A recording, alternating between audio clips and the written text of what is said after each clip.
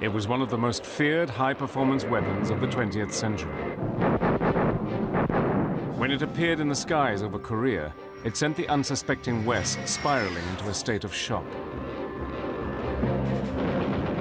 It was the Russian-made MiG-15. We were at full throttle, doing as fast as we could go, and we were barely keeping up with them. Until the arrival of the American F-86 Sabre, the Russian jet outclassed everything in the sky, astonishing American pilots with its lightning maneuverability and intense firepower.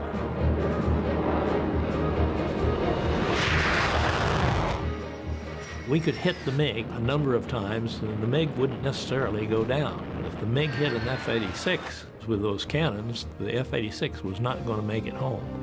But under the umbrella of the Cold War, this deadly game of aerial combat held a dark secret that threatened to throw the world into nuclear war.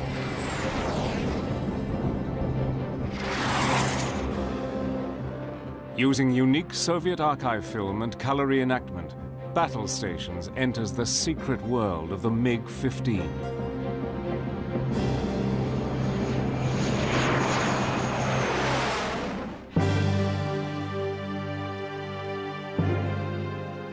Russia in the 1920s was a country of turmoil, revolution, and change.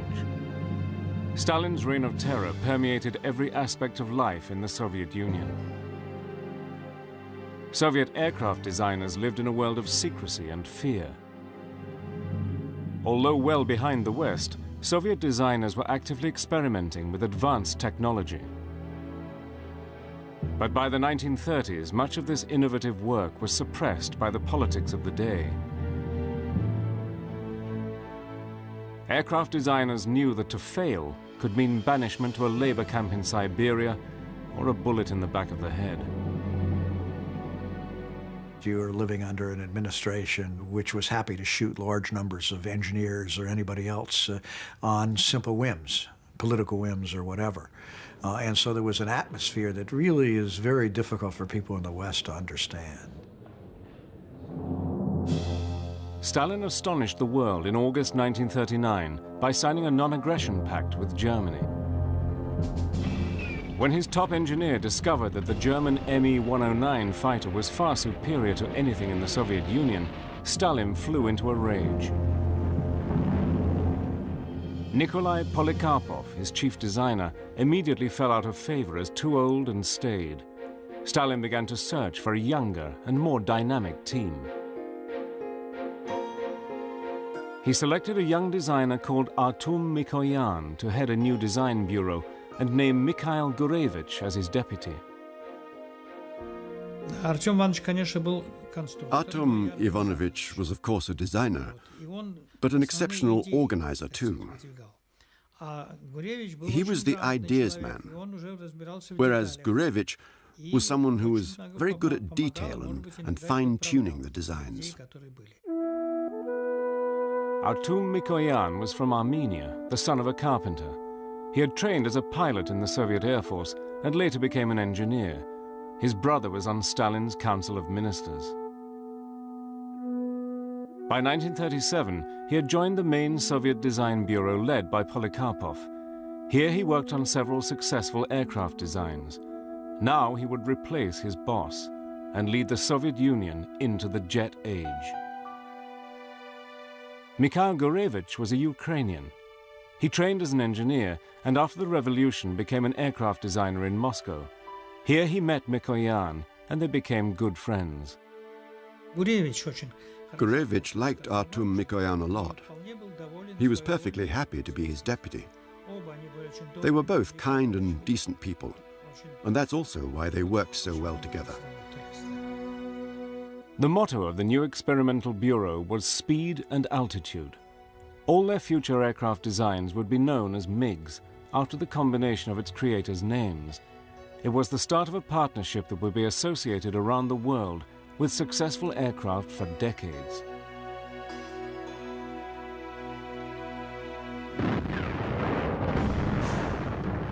Then in June 1941, Hitler launched his surprise offensive against the Soviet Union. Stalin's Soviet Air Force was totally unprepared and ill-equipped to fight the modern German fighters. Russian losses during the Great Patriotic War were massive.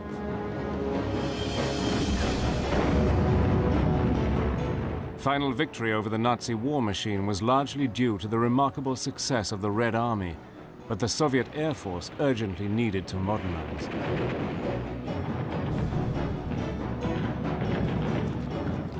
By the end of the war, tensions that would soon turn into the Cold War began to grow. The Allies now had the jet engine, space rockets, and the atom bomb. Soviet designers needed to catch up, and catch up fast. Stalin was furious that the Soviet Union's technology had fallen behind that of the West, and he told his designers to bridge the gap. Not an easy task, and Stalin wasn't the sort of man that you argued with, but in one respect, Soviet technicians did have an advantage. They'd captured a lot of German technology, amongst it the German Me-262 jet fighter, and they were able to build on this, to build their own jet at what was the beginning of the atomic age. The Mikoyan and Gurevich team took advantage of this captured technology and began to develop a new jet fighter, the MiG-9.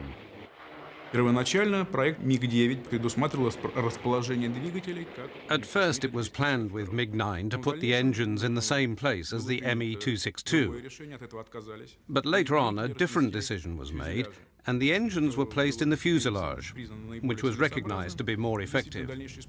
Tests proved that this was the correct decision.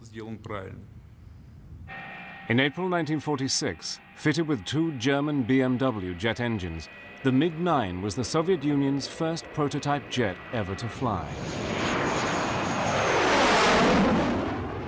At the high speeds, bailing out would now become sheer suicide. So the first ejection seat in the USSR was successfully tested. In the jet age, many more design problems had to be solved. They realized in order to reach high speed, close to the speed of sound, they needed a new arrow-shaped wing. That wing would push back the shock wave and air resistance in order to achieve much higher speeds. The design and transition from a straight wing to a swept-back wing was to give the MiG its most famous characteristic. Now with the cigar-shaped fuselage and swept wings, all the jet fighter needed was a much more powerful engine. The problem with the Me-262 engine, which the Germans had run into and was the major factor in its late appearance in the war, was how do you make a turbine blade stay on the turbine given the kinds of pressures you're putting on a jet engine. And that was a problem which the Soviets were not capable of solving. At this crucial moment, the new post-war British Labour government, as part of a trade agreement, invited Mikoyan and a Soviet delegation to visit the British Rolls-Royce engine factory. The Russians were eager to get access to the latest Rolls-Royce jet technology. Stalin reacted with typical suspicion, asking, "What fool will sell us his secrets?" On arrival in July 1946, Mikoyan and the Soviet delegation were welcomed with typical British hospitality. He was invited to the house of one of the Rolls-Royce bosses, and they played English billiards. Artum played billiards well. I know, because I played billiards with him many times.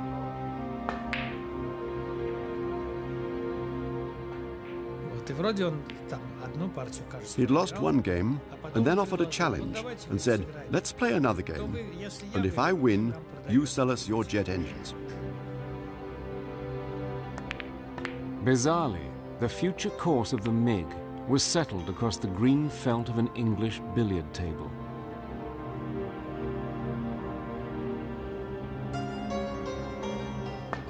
Mikoyan had beaten the British at their own game. He had won the famous Rolls-Royce jet engine.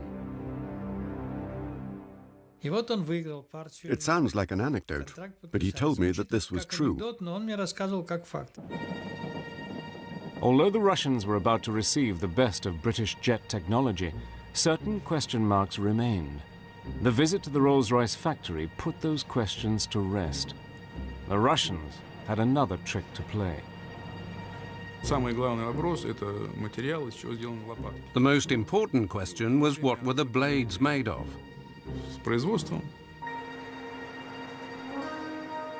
During the tour of the factory, one of the members of the delegation wore special boots with spongy soles, and he secretly trod all around the metal lathe, so lots of shavings stuck to his boots. He took these shavings back to analyze in the USSR, so by the time the engine was purchased, they already knew the composition of the alloy, and this helped to speed up the copying of the Nien engine and launch the Russian engines into mass production.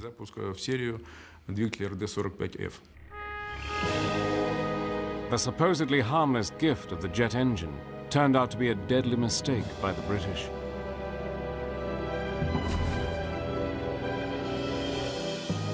The Rolls-Royce jet engine was quickly copied, and Stalin at last had his new generation of jet fighter aircraft. In just 4 years, MiG-15s powered by copies of Rolls-Royce jet engines would be shooting down American and British planes over Korea.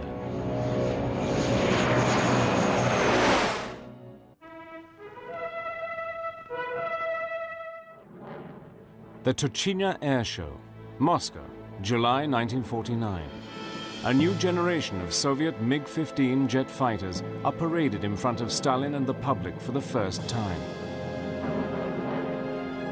The MiG designers Mikoyan and Gurevich had been awarded the Stalin Prize for their winning design. The MiG-15 had a maximum speed of 652 miles per hour and was capable of flying at 50,000 feet. It was given powerful armaments with two 23mm and a single 37mm cannon. Most of the pilots who flew the MiG-15 were enormously impressed. My first impressions are hard to describe in words. In the MiG-15, the conditions for the pilot were wonderful. It was designed with love. The view was fantastic, because the cockpit was right at the front of the plane. While I was flying, it was like gliding over a precipice.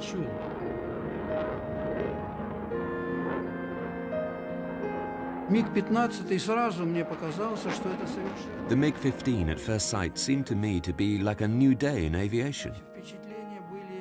I can't describe it in words. It was indescribable. First of all, silence, as if the plane was standing still on Earth. No vibrations, no noise. The speed's going up 600, 700, 800. You feel overwhelmed. You just want to break into song.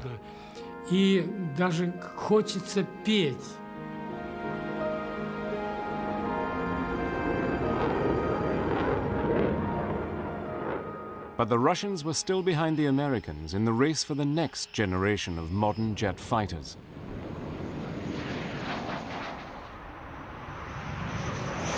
In the spring of 1949, a US Air Force F-86 Sabre jet had flown supersonic for the first time. The F-86, frankly, stood out in this field because of its graceful beauty and the fact that it was an airplane now with a jet engine, which we thought would be very simple, like turning a valve on to go and turning it off when you wanted to stop. It wasn't quite that simple, but nevertheless, it was a fantastic advancement in aeroscience. Within a year of these developments, the American jet planes would be flying into combat with Russian MiG-15s over the skies of Asia. For the pilots of both countries, flying in the jet age would require new skills. Russian test pilots were worried about the tendency of the MiG to go into uncontrollable spins. One of its test pilots was killed after putting the MiG into a spin. I have tested 22 types of planes for spinning characteristics. A spin has always been a difficult element of flying. In all planes, there were incidents when a pilot could not get out of a spin. When you are spinning, You have to switch off all your normal reflexes. Spinning out of control is every pilot's nightmare. To survive in the jet age, the MiG pilots needed to keep a cool head and handle the aircraft with great sensitivity.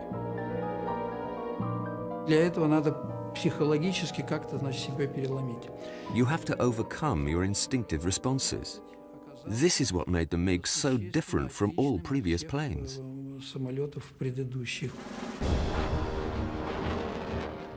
On May Day 1950, the MiG-15 flew past an unsuspecting audience in Moscow's Red Square.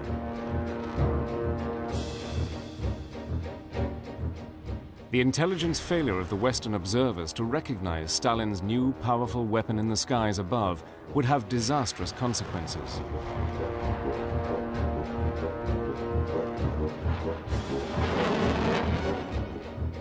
MiGs were already in the throes of full-scale production. Only a month later, the Soviet-supported North Korean People's Army launched a massive invasion of South Korea.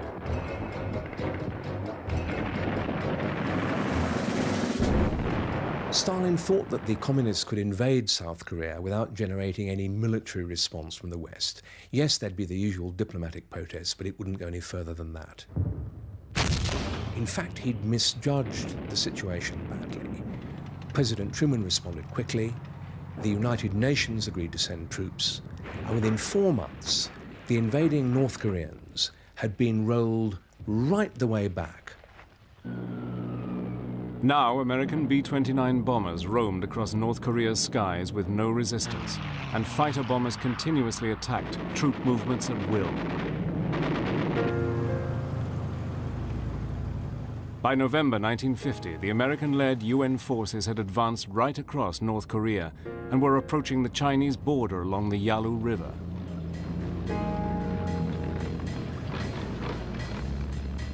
Mao Zedong, the Chinese communist leader, wanted a cause to unite his young nation. The American advance to China's border provided the perfect opportunity. On Thanksgiving Day 1950, advance units of the UN force in North Korea paused along the Yalu River, the border with China. On the following day, the war changed dramatically when tens of thousands of soldiers of the Chinese People's Army stormed out of the mountains and attacked the UN forces.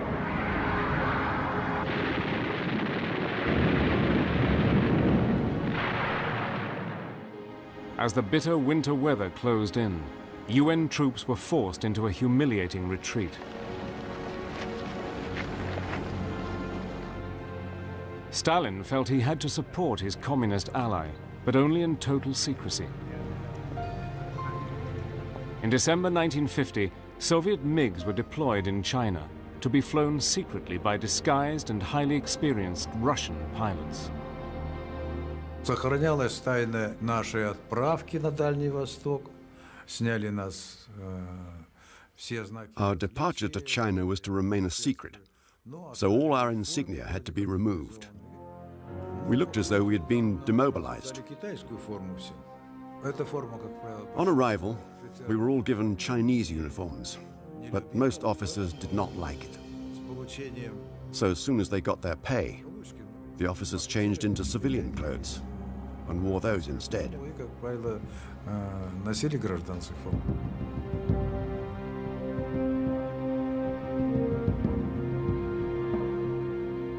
Мы, когда прибыли в район боевых действий на аэродром, when we arrived at the area of military action at Antung airfield, it was the time when the Americans had superiority of the air. But as our squadrons appeared there, we took the air supremacy away from them by attacking their piston fighter planes and bombers. поршневыми самолетами и бомбардировщиками. The sudden appearance of this new Soviet jet fighter threw the West into a state of shock. No longer was American air power to dominate the skies. The United States Air Force now had a fight on its hands.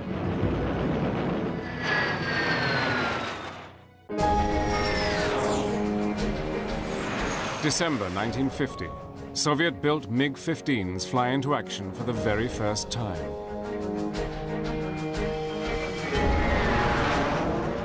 The MiG-15 had an enormous impact when it appeared in the skies above Korea. First, it was a psychological blow to the Americans, who were shocked, frankly, at being technically outclassed by this new war machine. And secondly, it had a very severe physical impact. It was a cut above the propeller-driven aircraft which the Americans were using at the time, and it shot down an awful lot of fighters and particularly bombers. The Russian fighters operated secretly from safe bases around Antung, north of the Yalu River in China. The area between the Yalu River on the Chinese border and central North Korea became known as MiG Alley. Western aircraft entered at their peril. In addition to supplying the Chinese with MiGs, the Russians were also secretly training Chinese and North Korean pilots.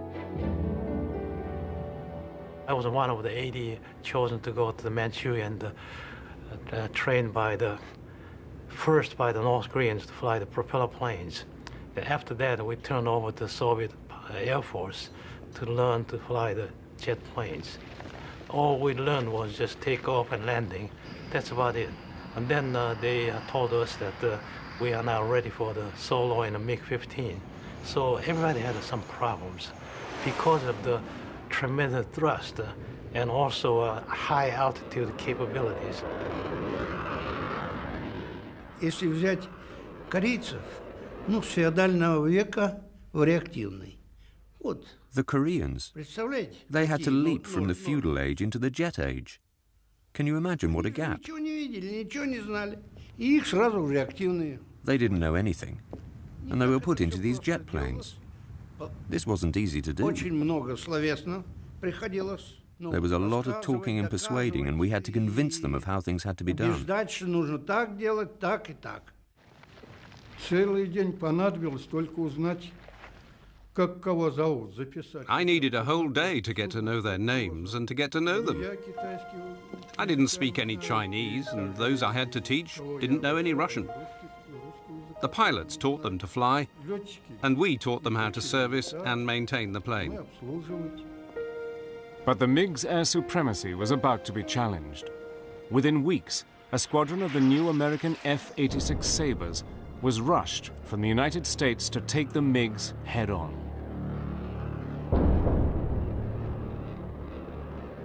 You were afraid of them a little bit. And of course, with our F-86s, we knew it was a fine airplane, and we knew it had all kinds of combat capability, but until you actually engaged the enemy aircraft and actually found out you against the other fella how it performed, then it didn't give you a lot of confidence. When the MiGs first engaged in head-to-head combat against the American Sabres, they finally met their match. A new era in aerial combat was about to begin, the jet versus jet dogfight. We were patrolling on this patrol line when we spotted these 4 airplanes coming toward us at a very impressive high rate of speed. My first impression then of the MiG was that I was up against something that was really a dynamo. So I started maneuvering into position to keep hitting them to see if I couldn't get the airplane to blow. And I used almost my entire load of ammunition on him before he finally looked like he was out of control and went on into the ground. The MiG pilots realized they no longer had supremacy of the skies.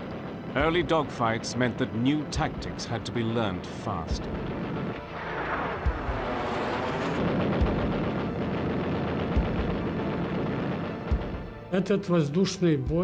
This aerial combat was basically chaotic both vertically and horizontally. But from the battle we learned we should never fight sabres horizontally.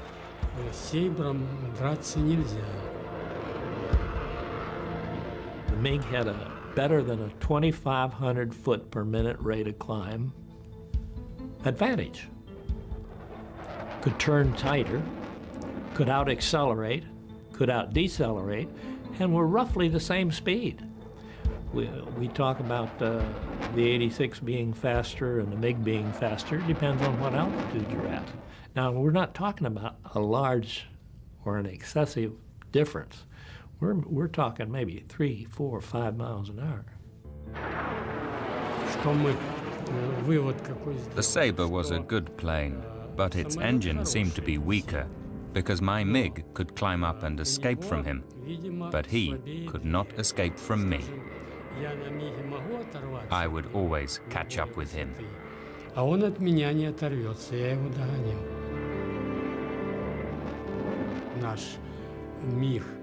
MiG was very well armed, much better than the Sabre. We had 3 machine guns, and the caliber of the guns was such that one hit could destroy a Sabre.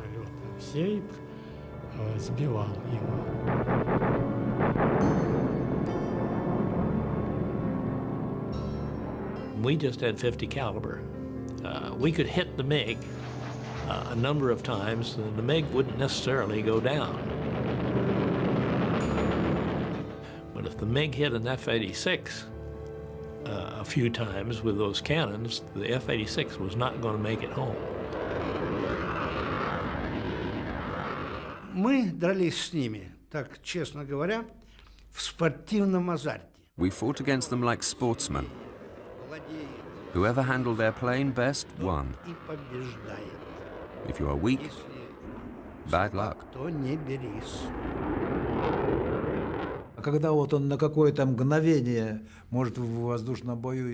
You look for a moment of hesitation. In an air battle, which lasts for, say, 20 minutes, you may only get 2 or 3 seconds. And once you notice him hesitating, that's when you press the trigger and hit the target. The main role of the MiG-15 was to intercept American bombers, which were raiding North Korea with their Sabre escorts. The principal MiG tactic was to take advantage of its superior altitude and lie in wait at heights of up to 50,000 feet, and then ambush the American air armadas below. If possible, go up to 50,000 feet. 50,000 feet, then American plane wouldn't come up there. You go up to 50,000 feet and look down at the American plane and go down and shoot. In October 1951, Lev Ivanov led a Soviet MiG attack on 48 B-29 bombers. Шли они без прикрытия со стороны моря и шли градусов под... They came flying in from the sea without cover at an angle of 30 degrees towards the bridge, which was the best approach to bomb it. Пришли с опозданием прикрытия. The Sabres came in to protect the bombers, but they were 4 minutes late, so naturally we took advantage of that. Воспользовались, конечно. Как только увидел. As soon as I saw a Sabre, I got onto its tail, aimed, fired, and that was that. So many bombers were lost that this day became known as Black Tuesday. The MiGs had outmaneuvered, outflown, and outgunned their opponents. With precious few Sabres available to stand up to the MiGs, it looked as though the challenge of the Sabre was overrated. But for the Russians, the price of keeping their activities secret would play a major role in the battle for the skies over Korea.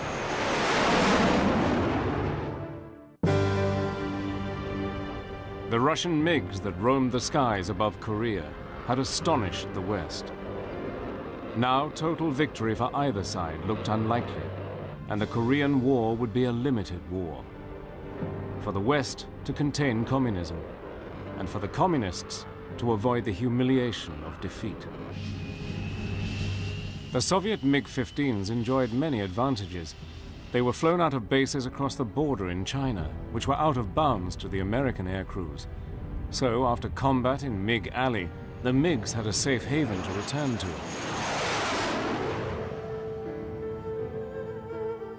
Although the MiG-15s were flying in Chinese colors, it was an open secret that many of the pilots were actually highly experienced Russian aces from World War II. But Russian pilots were walking a deadly fine line. Neither side could admit that US and Soviet jet pilots were facing each other in open combat for fear of escalating the conflict into nuclear war. The Russians, the Soviets were very hesitant for obvious reasons to say they were flying the MiG-15 aircraft.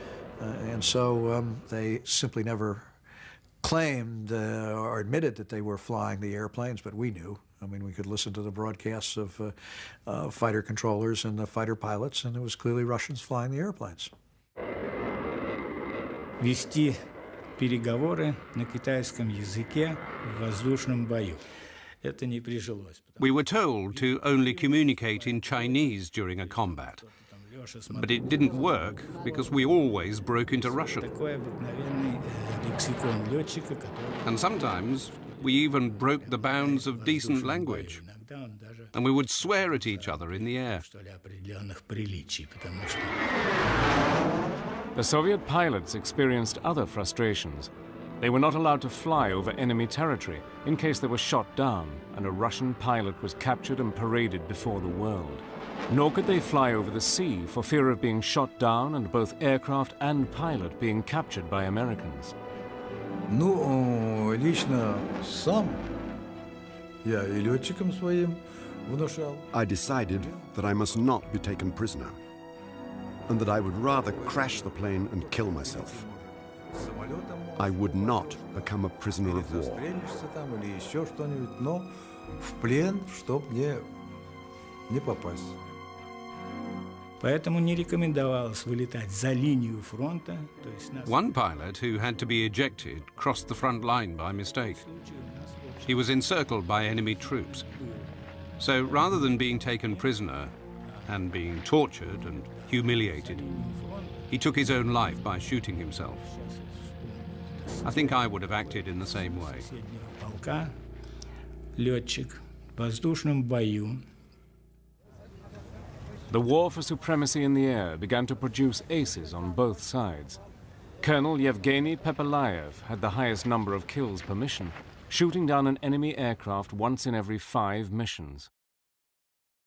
Из 20 сбитых самолетов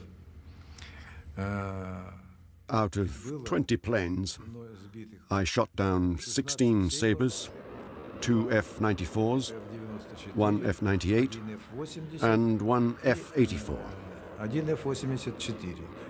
To shoot down an enemy plane, we tried to approach him from behind and as close as we could to his tail.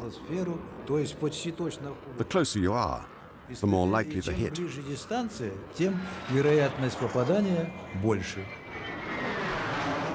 I had the gun sight almost on him, but it wasn't there, and I didn't fire. You don't shoot until the picture's right.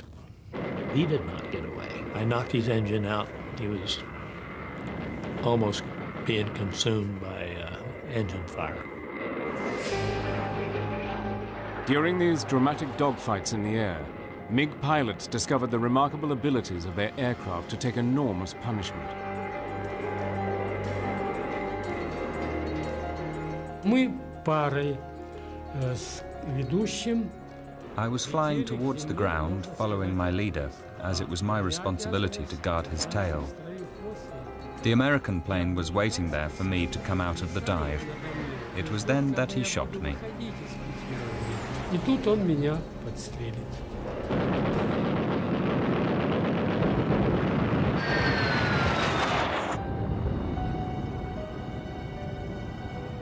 Во время пикирования я вижу, что надо... Then during the dive, I realized I must save myself, so I made a decision to eject.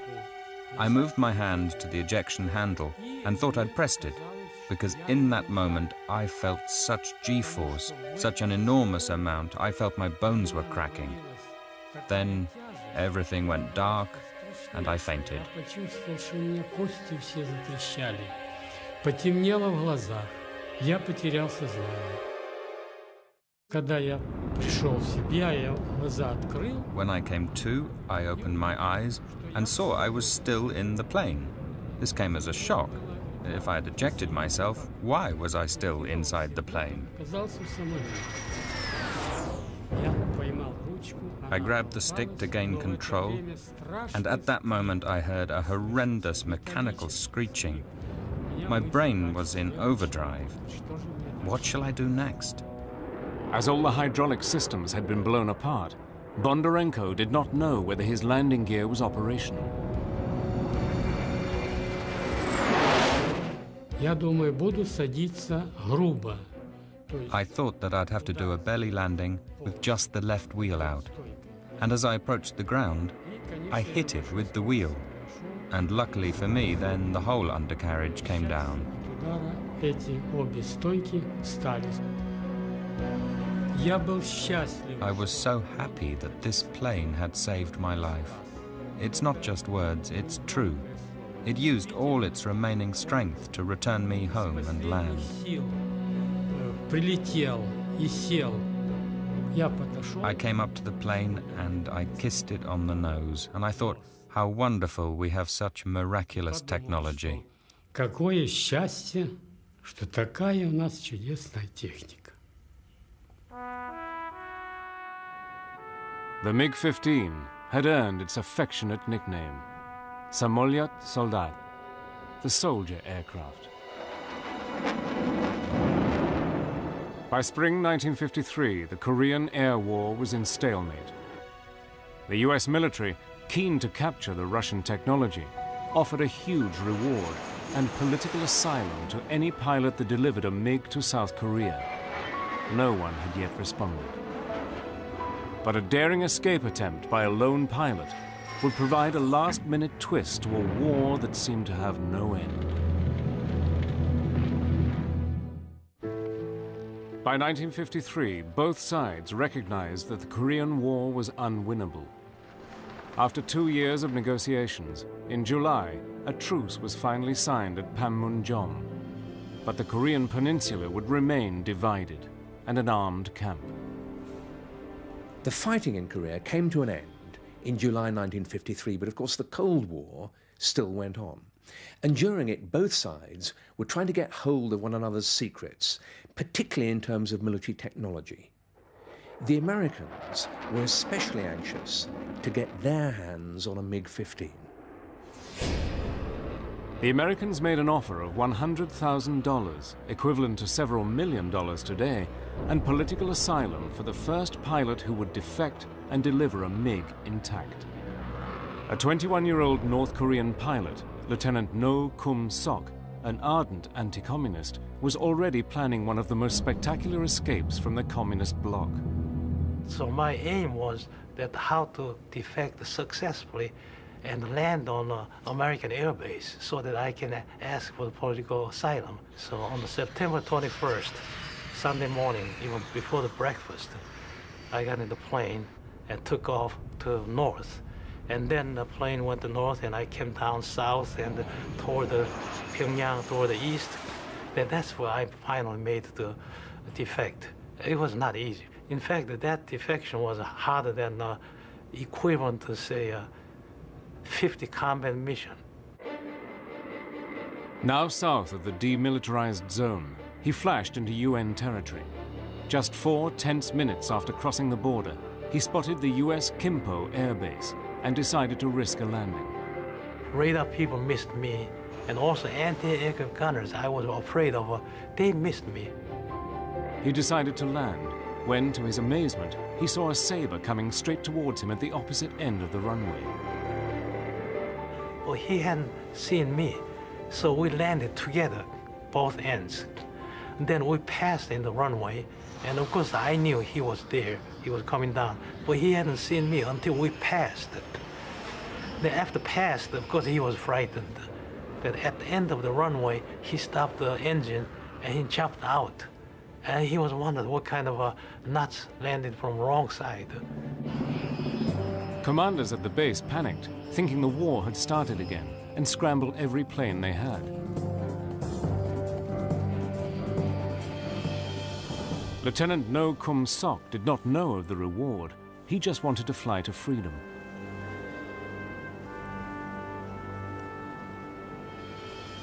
The surrendered MiG-15 was taken to Okinawa, where it was dismantled and rigorously examined. Later, it was airlifted to the United States and underwent further exhaustive flight testing.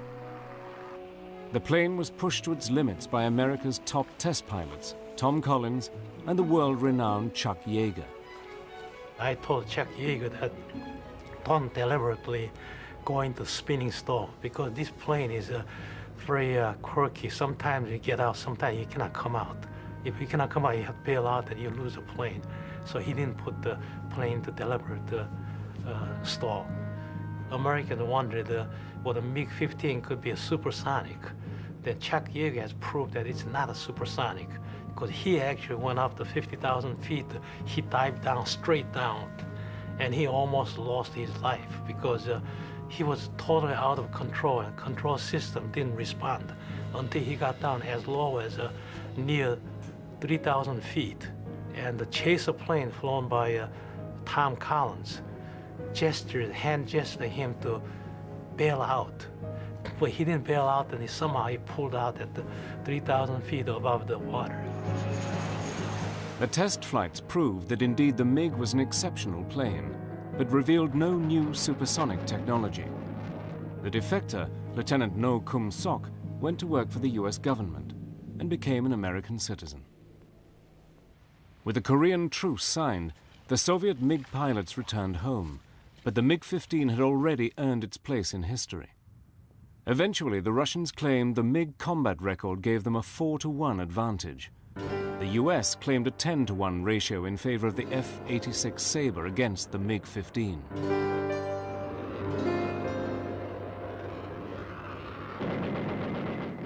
The actual numbers are in dispute, but whatever the final score, the MiG-15 was an extraordinary aeronautical achievement and way ahead of its time.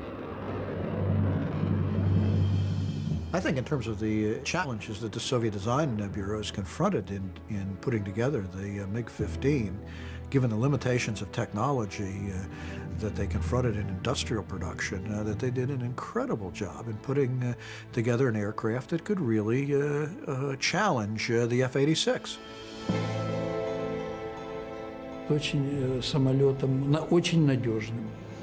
The plane was very easy to handle and very reliable.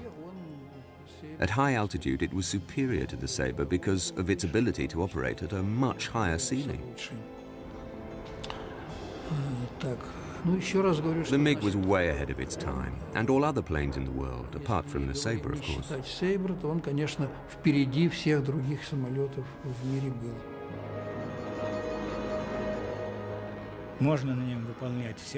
You could perform all kinds of high-speed maneuvers. It was a great fighter. I liked it and was very impressed by it. Back in the Soviet Union, it would be 40 years before the Russian pilots could admit to having fought in the Korean War. Eventually, over 13,000 MiGs would be produced and flown by most nations throughout the communist bloc. Fortunately for the West, no other MiG fighter would ever cause such a surprise as had the MiG-15 in the secret air wars over Korea. Yet for its pilots, the MiG remains the supreme jet fighter. The MiG-15 was the best plane in the world, the best fighter in the world. I am convinced of that because it saved my life. It was very tough and could take a lot of punishment. It was a lovely plane, and I can bow to it with gratitude.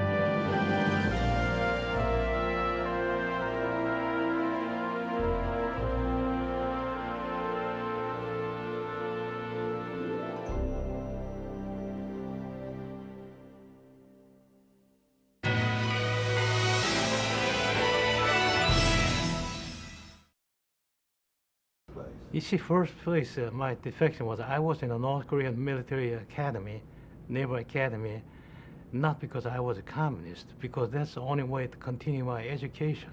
So I wanted to have a higher education rather than stopping the education and go to the industry. So when I was in the Naval Academy, I was really unhappy. I was thinking of somehow to get out of there and go to the non-communist country. But when I went to the Air Force, I was really glad because they gave me an opportunity someday to defect. So that was always in my mind. But I have to be very cautious. I have to have a right opportunity. Otherwise, try to just defect carelessly. I might have shot down and get into more trouble. If I was shot down in, say, South Korea, I could probably become a POW. So my aim was that how to defect successfully and land on American air base so that I can ask for the political asylum. That was a difficult part. So I was waiting that moment. During the war, that was impossible because I just figured out that I cannot do it. But my first attempt, they tried to send us for strafing mission against the U.S. air base. I was thinking of landing at that time, which was a very risky thing too. But I thought that since I'm already there, then all I have to do is somehow to land and ask for the political asylum. But they canceled because they were too risky. In fact, the North Korean commander who initiated that plan, he was kicked out of the Air Force because he was arguing against the Soviet general that he want to execute that plan. Soviet general said, don't do that because too risky. Yeah, second unsuccessful attempt was on August 15th, after the ceasefire was signed on 1953, the Pyongyang, North Korean capital, there was a parade, and we flew over the parade ground from the air. Now, I was thinking of flying to south, but I just did not have enough nerve to break off the formation. So I thought that I might have a better opportunity later. Because at that time we took off from air base near the Yellow River, went all the way down to the North Korean capital, and then we went back without a wing tank. So I also wondered my fuel, how much fuel I might have left. So I was waiting until the assignment near the demilitarized zone, south of the Yellow River. Okay, the final preparation was this. I decided I'll go. Before that, I was confused that I want to go, but after I defect, I just wonder what should I do for the living. But then I just forget about that. I just want to get out of there first. So my mind was all set. Okay, right moment, I know there's a U.S. air base at the Kimpo, known as a K-14, the code number. And slightly south of there is the air base by name of Suwon Air Base, is K-13. And south of there, another one, K-55. So I knew that that's the place to go. And from North Korean capital, I know exactly how to get there. Now, luckily, about the end of August, we were relocated to the newly repaired air base just outside of North Korean capital of Pyongyang. That's where we went there. And they brought the smuggled planes lined up at the runway. And then we haven't flown for about a month. They told us that we have to fly because we cannot just sit around not flying over a month. They said, okay, everybody will fly tomorrow. I'm the one to fly, take off in the morning. That's it. I decided that I'm going. So on the September 21st, Sunday morning, even before the breakfast, I got in the plane and took off to north.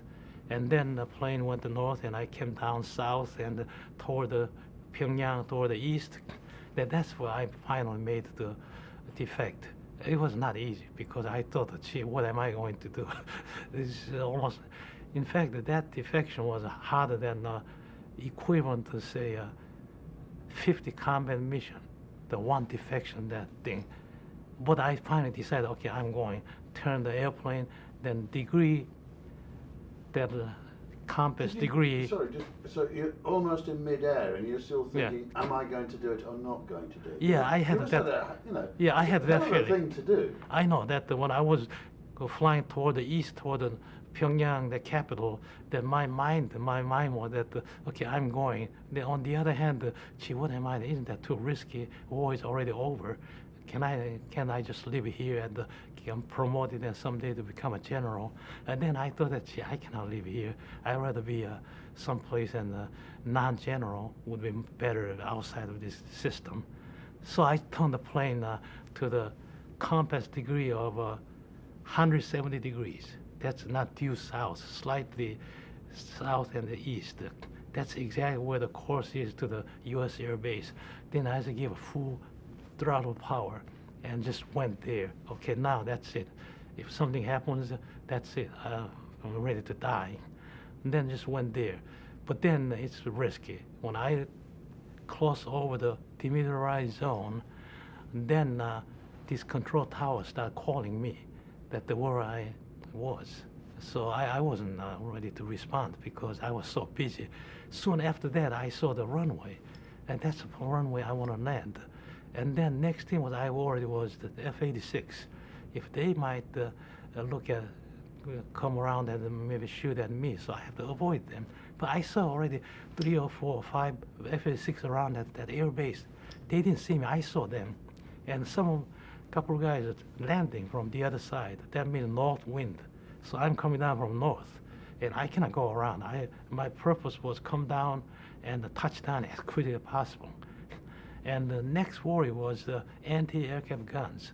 If they shoot at me, then I have no chance to survive because I'm coming down slowly. And that was a worry to me.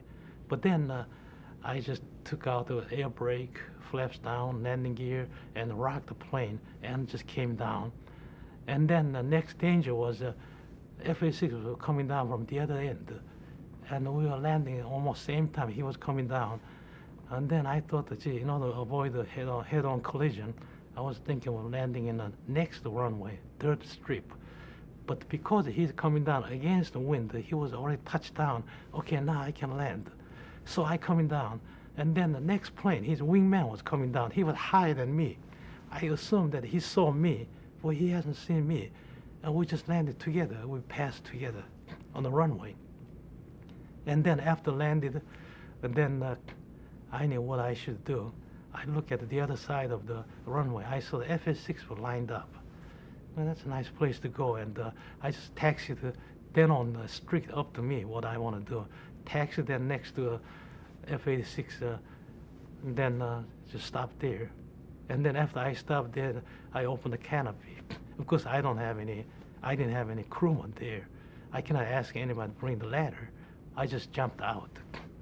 And then F-86 pilot jumped out. So we got together and we just shook hands. And then within a few minutes, about 50 of them came out, we shook hands.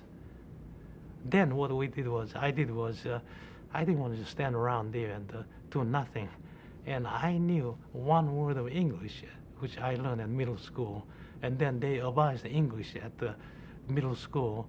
For 6 years, I haven't studied English. One English word I knew was motor car. I thought if I shouted motor car, somebody might bring the car or something and take me away from that site. I shouted motor car about 10 times. And then one pilot brought the Jeep and stopped right next to me. He said, oh, here's a motor car. So I jumped in the back of the Jeep seat. And then he drove me to the headquarters. And then we went to headquarters, and I met the commander of the Air Force, General Anderson. And then next thing was that they took me to the physical exam room. And then some reason I knew what he was talking about. The physician was checking my physical condition. He said that all the pilots has to be have a physical exam after flight.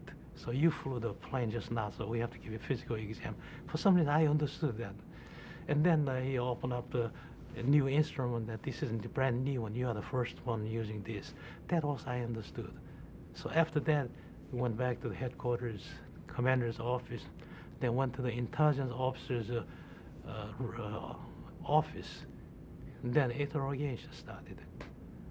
And then what I was thinking was that my purpose was, my goal was how to go to the United States.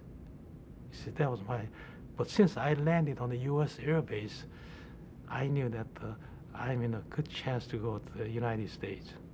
But then I wondered, how could I ever ask to go to the United States? Next, my problem was, I cannot just ask somebody, grab that I want to go to the United States. That doesn't make any sense. But then that American intelligence officer by name of Don Nichols. Don Nichols is a very famous American spy master in South Korea. I heard of his name in North Korea also. North Korea knows him. He sent many spies in North Korea, and they mostly were captured. I was in his office the first day I landed. That evening, he spoke Korean also. He told me that when I was with him, he said that when you go out to press conference tomorrow, tell them that you want to go to the United States. That's good for you. I'm just telling you, for your own good future, tell them you want to go to the United States. Then I knew that, gee, that's the best advice I ever heard. So next day I went to press conference. They asked him, what do you want to do? I told them I want to go to the United States. So they knew that, you see, American cannot say you cannot go. That I brought something, I brought the intelligence secrets, that I want to go to the United States. They cannot, they say that, okay, you can go. I had absolutely no fear, and I came to this country, and I had a family, no family in North Korea. In fact, North Korea enacted a law in 1951 that any defector, the family of any defector will be executed. But I have nobody. My mother was already in South Korea. So I had no fear. I just came over here. I was in the TV shows, went out to speeches. Because that was actually too much for me, but no fear whatsoever.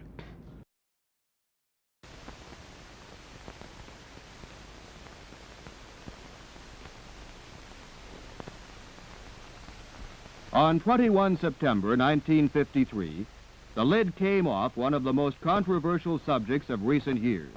It was the MiG-15, the red fighter interceptor surrounded by an aura of fact and fiction. Now we know about the MiG, what it can do and what it can't do. This is the story. The MiG landed at Kimpo Air Base at Seoul, Korea on Monday, September 21st. Its North Korean pilot collected $100,000 posted by the military for any pilot who could successfully deliver a MiG into our hands. At first, the plane was dismantled for shipment to the United States. But plans changed, and the MiG was taken to Okinawa instead. To prevent violating terms of the armistice, American officials offered to deliver it back to its rightful owners, but no takers came forward. The following Monday, at Kadena Air Force Base on Okinawa, the MiG was tugged out of the hangar ready to fly. Early in the morning, a plane load of Air Force specialists had arrived from Wright-Patterson Air Force Base to conduct flight tests on the MiG. Major General Albert Boyd, commander of the Wright Air Development Center, was one of the trio of pilots who would fly the MiG. Captain H.E. Tom Collins, also of WADC, and Major C.E. Chuck Yeager of the Flight Test Center completed the trio. Air intelligence people already knew what to put in the plane, standard JP-1 fuel. Oil was standard Air Force 1010, but the hydraulic fluid was a mixture of glycerin, castor oil, and water. In the cockpit, Russian language instrument labels were translated to English, and the pilots familiarized themselves with instrument placement. More than a score of technicians from Air Technical Intelligence Center and WADC checked over the craft prior to its initial flight. The aircraft's communist markings were changed, and every inch of the plane was inspected to make sure the MiG was structurally sound and to ensure that the plane had not been booby-trapped. From the rear, the MiG's negative wing dihedral can be seen easily. Notice the large size of the rudder. Wing fences act as flow dividers to improve low-speed handling characteristics. Since the MiG's rightful owners might demand the plane back at any time, flight testing was begun immediately.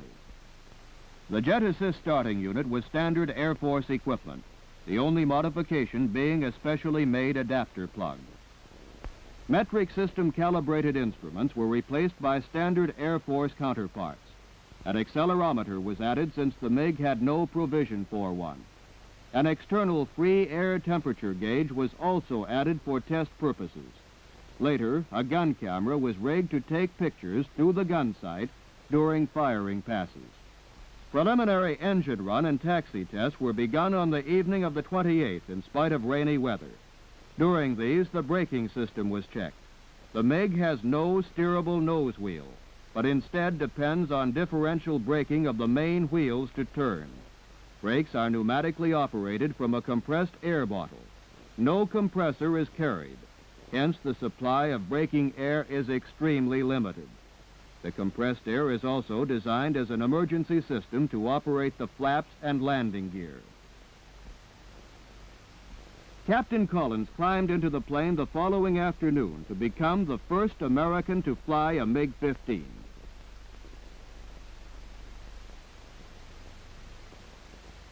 On a later flight, two F-86 chase planes started down the runway at the same time.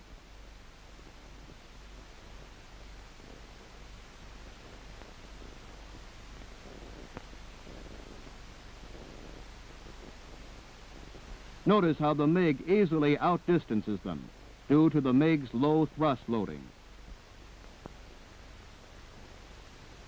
This factor explains the unusually good climb characteristics of the MiG.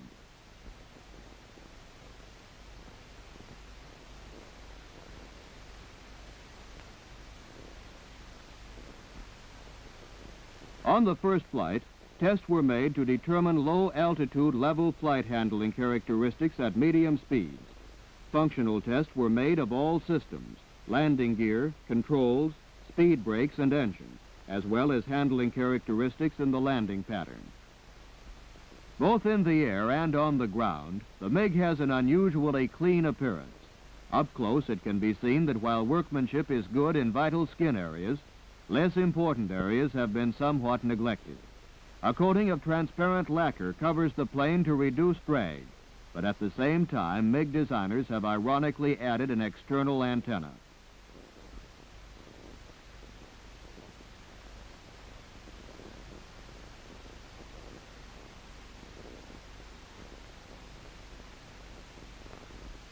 The craft proved basically sound, and all systems operated properly. It handled conventionally at medium and low speeds. Approach speed on the base leg was 150 knots, final approach 120 knots, and speed at touchdown 105 knots. Landing characteristics were similar to those of the F-80. To minimize brake wear, no attempt was made to shorten landing. Much of the plane's equipment was copied from obsolescent American equipment, such as the ARN-7 radio compass receiver. The copies, however, showed good workmanship. A unique feature of the MiG-15 is its armament system. Two 23-millimeter cannons and one 37-millimeter cannon are positioned beneath the air intake. Both guns and ammunition are contained in a package which can be lowered by one man. This feature greatly shortens the MiG's turnaround time, since a preloaded package can be slung under a returned MiG and accurately positioned almost immediately. Fortunately, the plane was delivered to the Air Force combat loaded, so armament tests could be made. When the cannons are firing, both shell casings and ammunition links are jettisoned.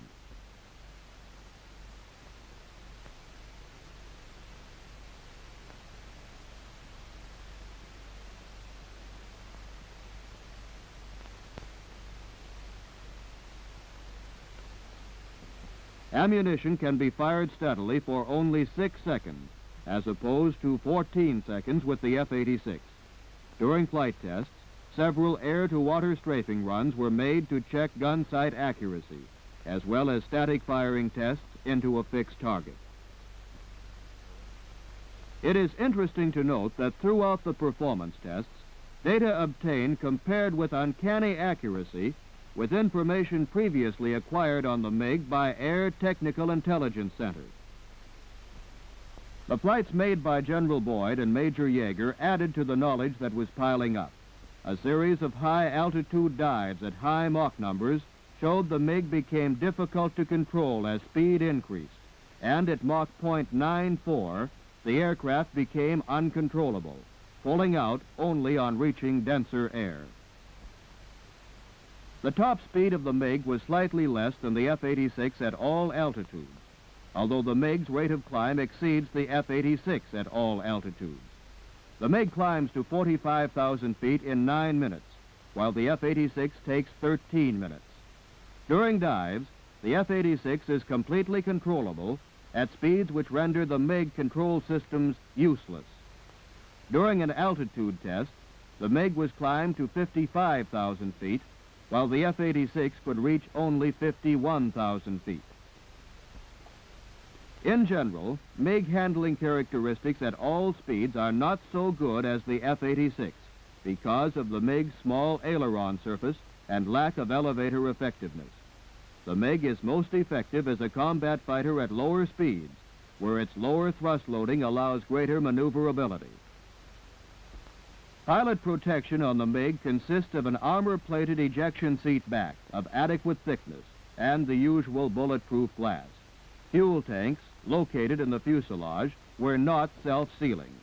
Oxygen and cabin temperature systems require constant pilot attention, as did most of the equipment in the plane. Pilots reported cabin temperatures as high as 42 degrees centigrade at low altitudes and below freezing temperatures at high altitudes. These extremes in working environments would seriously limit a MiG pilot's performance.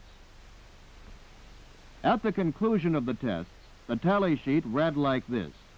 Desirable features of the MiG: 1. Ability of the MiG to operate over 50,000 feet. 2. High rate of climb. 3. Rapid acceleration from low speeds. 4. Short turning radius. 5. Short takeoff and landing distance.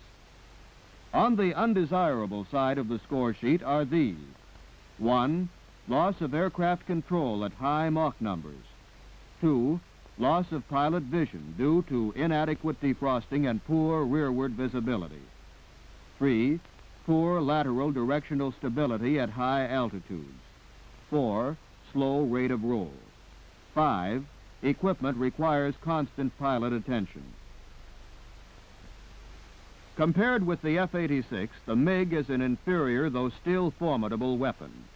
The 13-to-1 kill ratio of F-86s over MiGs can be attributed directly to superior planes and better trained pilots.